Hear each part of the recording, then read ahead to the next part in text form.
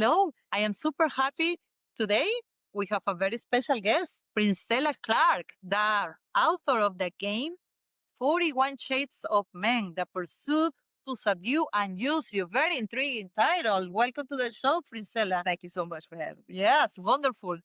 Before we diving into the book, which is super intriguing, I have 100 questions about it. Yes. We'd love to know about your journey. What brought you here? Yes, ma'am. Well, so I'm originally from Shreveport, Louisiana, and Okay. I live in Houston, Texas now. Mhm. But I've had a life journey that has allowed me to gather a lot of information. So I've always worked in male-dominated industries. I'm ex-military. Sounds very familiar. Okay. Yes, I'm ex-military. Went to school for selling molecular biology. I've driven trucks. I've sold cars. And I've played sports, so I've been around men quite a bit in my life. And so I Sorry about that. No, just kidding. but I've learned a lot Mhm. on my journey, and I learned a lot about human behavior Mhm. and psychology. And so I noticed that women are having problems in relationships. Really, everybody's having problems in relationships. And I really believe is due to a lack of knowledge of the opposite sex. And so I believe that all of the things that I've learned on my journey have positioned me to actually help people who want to have a better life and more freedom of mind.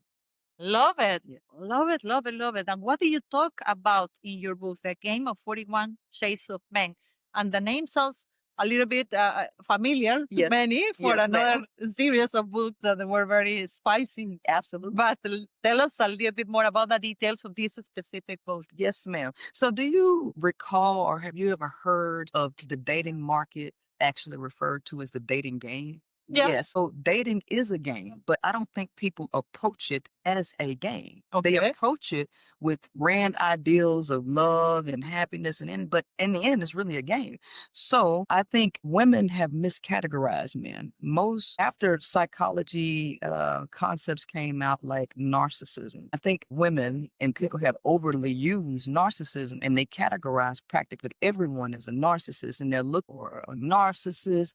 I've actually created 41 different archetypes that this particular man is specifically targeting you for. There's a specific need that he has that he wants you to meet.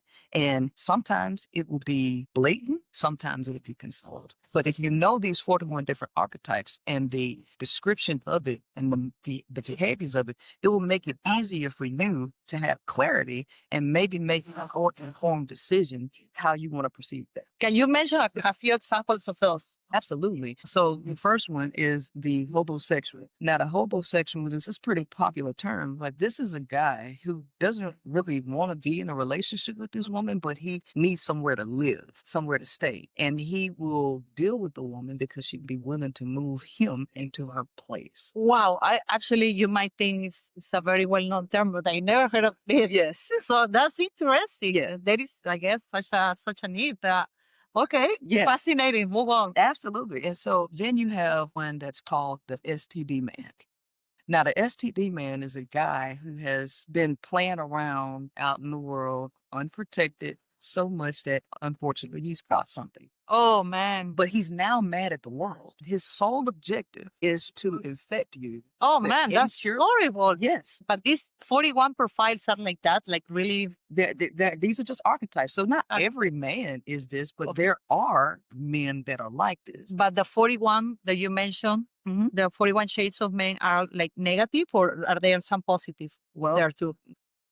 it just is what it is. Right? Interesting. It just Okay, is, give me a right? couple of more examples. Okay. So let's go with one that seems a little more positive. Okay. The family man. Oh, okay, that's a good Okay, one. all right, That is a good all one. right. I like that. So it sounds good, but It's a- what is the actual motive? What is the actual to motive? have kids or to Not necessarily, Ah. because there are men who are afraid that nobody's going to take care of them, and they get families and have children as an insurance policy to Mm. make sure that they have somebody to take care of them. Not because they actually want to be a father and they want to be a husband.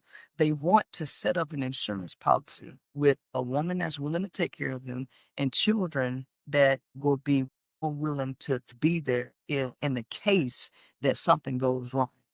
Right. So there was one guy that's on the internet, and he was letting all of the guys know that men are going into the nursing home very early. Mm.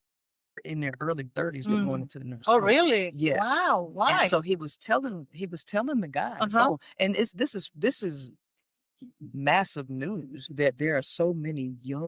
I mean, I men. knew men are aged faster than women, but I didn't know it was always that. They're in there as young as 35. And a lot of men are experiencing erectile dysfunction even earlier. Right? Oh, wow. So there was a nurse that took her husband to the doctor because there was nobody in his life. So his wife took on all of those burdens. So he was telling all of the men on his channel that you all have to stop. You need to go and get you a wife. Because if I didn't have a wife, I went to the doctor, nobody would have went back there with me. And we just need women. We need to get women that are willing to take care of us, because we don't have anybody to take care of us. So even though the family man, that sounds good, it's not good. The motive behind why he wants a family is critical, because you might want a family because you really want to be a mother, you want to be a wife, which means that you want to pour yourself in. But if a person wants a family for the wrong reason, just so that somebody can take care of them, what are you going to get out of that deal? What are the children actually going to get out of that? Yeah, that's a bad deal for sure. Right? Wow. How can somebody identify these profiles? So it's really simple, because I give all of the details, the explanations, and how these men will approach you. I give you the way that you can profile their life, because there are certain markers with people. And then if you listen to people very closely, people can't really hide their motive, because you have the conscious mind and the subconscious mind. Subconscious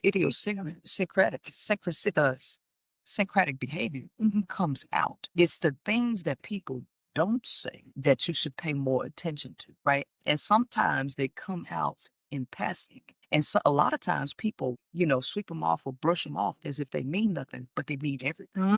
They mean everything. Red signs. Red flags? Red flags. Yes.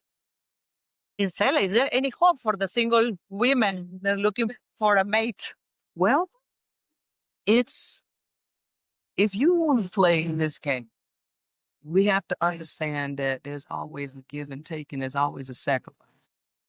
If you want a relationship with a man, there are some things that you're going to have to sacrifice, accept, that come with men. And a lot of the things that you have to accept are negative aspects. The question is how much of yourself are you willing to give up to have this relationship? I can't tell women what that is. Only a woman can say that for herself. Absolutely. Yes, the standards that every person has. Right. I think a lot of times some people just settle for what they can find, and that is unfortunate, because a lot of people can be better off without the person that will drag you down. Going, because I'm so blessed that I have a wonderful husband, and he's been very good. But I never heard so many of the things that you're mentioning. But it's very interesting topic for sure. So, what is your message with the book? My message is that once you see all of these archetypes of men, you now have the freedom to put yourself first without any guilt or shame. Because when you realize that these are your options, and that if you want that you're willingly giving up a critical part of yourself to have that, then now the onus is totally on you. But now you have the freedom to make a decision that is more enriching for your soul, because most women and most people in general cannot actually ascend to their highest self and to find a value add to planet Earth, because they have an anchor on this anchor. And the anchor is typically a need for a relationship. When you get out of that and you free yourself from looking for your value inside of another person, and this is what you're looking for, now you have the freedom to become anybody you want to become. Love it. Absolutely. So there is hope. Yes. So you just need to pay attention to all the red flags. And making informed decisions. Absolutely. That's what it's about. That's awesome. Where can they find this book, The Game of 41 41 Shades of Men. Yes, they can get it on Amazon and Audible. I've sold over 50,000 copies. Oh, wow. That's amazing. That's a lot. Yes, ma'am. Thank you. Congrats, congrats. What is coming up for you? Well, I have some interviews coming up. Also have some music videos because I do music as well. Oh, So, really? Look yes, at that. yes, ma'am. So I'll be recording some music videos, and then I have some lectures at some colleges coming up. So I'm really excited about that. Oh, I love it. Well, thank you so much for your time. It was a pleasure learning about this. This is definitely interesting topic. Yes, ma'am. I'm sure our listeners are also learning a lot. Thank you so much for being here. Thank you so much. I appreciate it. Thank you.